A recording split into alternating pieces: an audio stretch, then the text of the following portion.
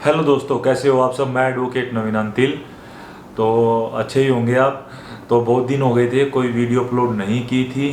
तो मुझे लगा कि क्यों ना एक वीडियो अपलोड कर लूँ। बैक टू बैक कोशिश करूँगा कि बहुत सारी वीडियो अपलोड कर सकूँ और आपको भी हेल्प मिल सके। तो आज मैं आपको अपहरण, अगर किसी किडनैपिंग के बारे में बताऊँगा कि अगर कोई क्रिमिनल ही होगा जो किडनैपिंग करेगा।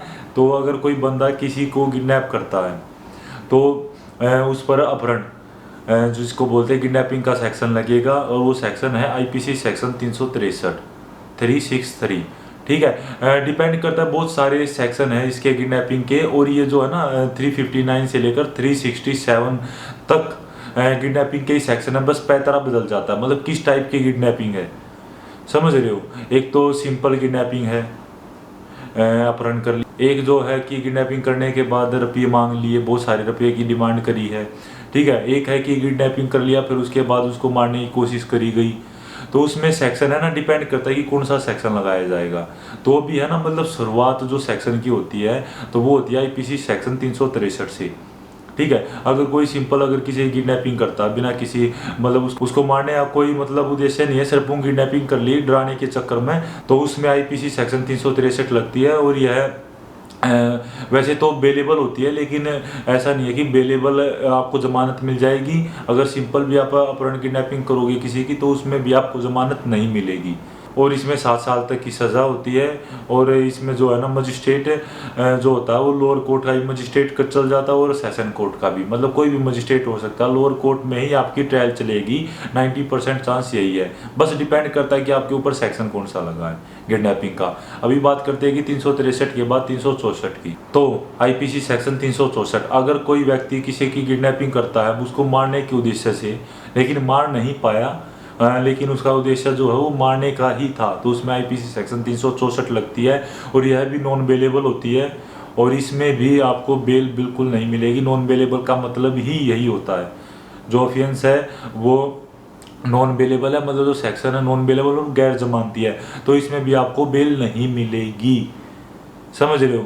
और जैसे कि आपको प्रोसीजर तो सबका सेम ही होता है, मैंने पिछली वीडियो में भी आपको बता रखा है कि प्रोसीजर कोर्ट में सबका सेम ही होता है।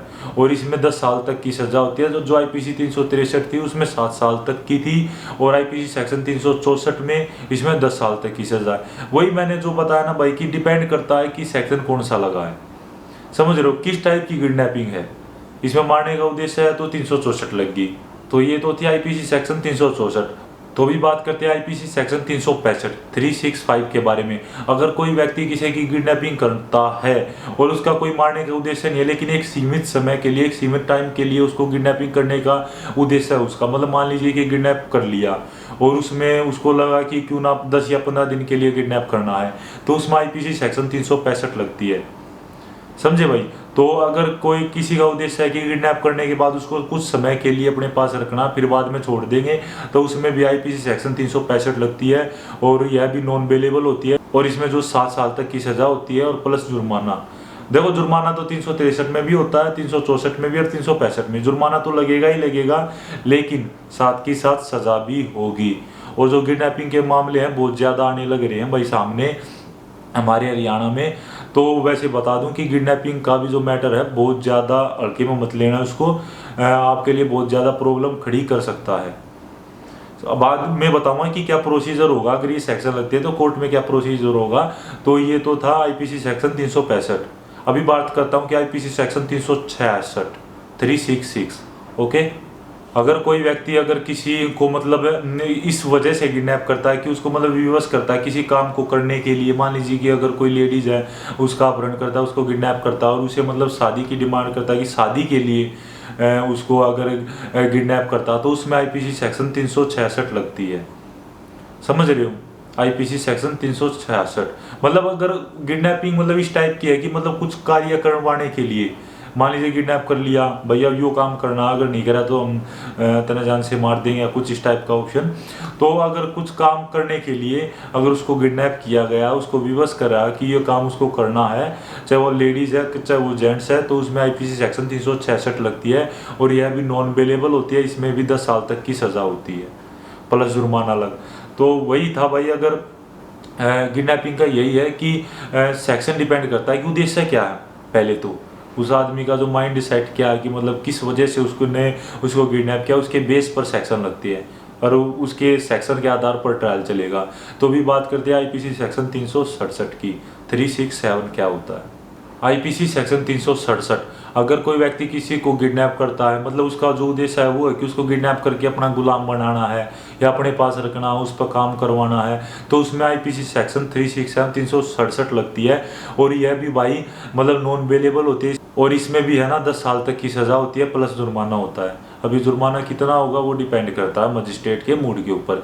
तो अगर किसी भाई पर या किसी पर भी ये सेक्शन लगे हैं, चाहे झूठे लगे हैं भाई चाहे साची लगे हैं, तो उसमें अगर ये सेक्शन लगे हैं तो उसमें ये तो अपने दिमाग में बिठा लेना कि जमानत आपको इतनी जल्दी नहीं मिलेगी। और अगर आप ये सोच रहे हो कि चालान या चार्जशीट पेश होने के बाद इसमें जमानत मिल जाएगी, देखो डिपेंड करता है कि फैक्ट क्या है, आपका रोल क्या है। वो चालान डिसाइड कर देगा कि आपका रोल कितना है, ठीक है। लेकिन अगर आपका बाई नेम नाम है तो चालान पेश करने के बाद भी इसमें जमानत आपको नहीं मिलेगी, ठीक है। क्योंकि उसी सेक्शन में जमानत मिलती है सेशन कोर्ट से जिसमें 3 साल तक की सज़ा है। अगर सज़ा 7 साल या 10 साल के बीच में आ गई ना, तो उसमें भी सेशन कोर्ट से भी आपको जमानत नहीं मिलेगी। और हाँ मतलब चांस बन जाते हैं, मिल जाएगी बेल आपको यहाँ भी, लेकिन आपका रोल कितना है समझ रहे हो। अगर बाई नेम नाम है तो सेशन कोर्ट से बिल्कुल नहीं मिलेगी। और एक बात, अगर आपके ऊपर आईपीसी सेक्शन किडनैपिंग के लग चुके हैं इनमें से कोई भी, तो उसमें है सिर्फ एक ही तरीका आपके पास बचने का, उसमें आप कॉम्प्रोमाइज़ के लिए जो कंप्लेनेंट है उसको मनाएं, ठीक है। अगर वो कॉम्प्रोमाइज़ के लिए मान जाता है कंप्लेनेंट, तो उसमें आप बच सकते हो, बरी होकर निकल सकते हो। लेकिन अगर कंप्लेनेंट चाहे तब, अदरवाइज नहीं, कोई ऑप्शन दूसरा ऑप्शन नहीं है। और अगर आपका कोई झूठा नाम है तो भी आप बच सकते हो। चलान में आपका क्या रोल है, क्या फैक्ट है, तो उसके बेस पर आर्ग्यूमेंट होगी, गवाही होगी, तो बच सकते हो। लेकिन अगर आपका बाई नेम नाम है तो उसमें आपको कॉम्प्रोमाइज़ के लिए कंप्लेनेंट को मनाना चाहिए, तभी आप बच सकते हो, अदरवाइज नहीं बचोगे, ठीक है। तो उम्मीद करता हूँ कि आपको वीडियो अच्छी लगी होगी। अगर वीडियो अच्छी लगी है तो लाइक शेयर कमेंट जरूर करना। और कोई भी अगर बात समझ में नहीं आई है तो आप मुझसे पूछ सकते हो, कॉल कर सकते हो, डिस्क्रिप्शन में मैंने अपना नंबर दिया हुआ है, या व्हाट्सअप भी कर सकते हो। Okay, till then bye bye, जय हिंद।